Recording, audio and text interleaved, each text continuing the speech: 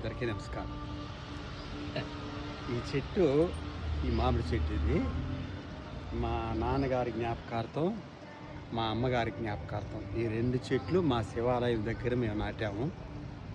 అదృష్టవశాత్తు ఈ మా నాన్నగారి పేరుతో ఉండే చెట్టు పూత వస్తుంది. అది ఇంత చిన్న దీంట్లో పూత వస్తుందంటే నాకు ఆశ్చర్యంగా ఉంది. నా ఆశ ఏమంటే ఇందులో ఒక కాయి మా శివయ్యకి పెట్టాలని ఆశ. ఏమో ఆ ఆశ ఎప్పుడు బట్ నేను పెద్ద చెట్టు అయినా కాస్తుంది అనుకున్నా. నా కోరిక ఇంత తొందరగా మా నాన్న తీర్చేస్తాను అనుకోలేదు. ఈ ఆకులు ఇవన్నీ మా స్వామి, మా శివయ్యకి పెట్టాలనే ఆలోచన. చూద్దాం ఎన్ని కాయలు కాస్తుందో, అసలు కాస్తుందో లేదు. ఇప్పుడు రాలిపోవచ్చు, నెక్స్ట్ ఇయర్ కన్నా కాస్తుంది. డెఫినెట్గా మా శివయ్యకి పెడతా, నో డౌట్ అట. ఓం నమ శివాయ, ఓం నమ శివాయ, ఓం నమ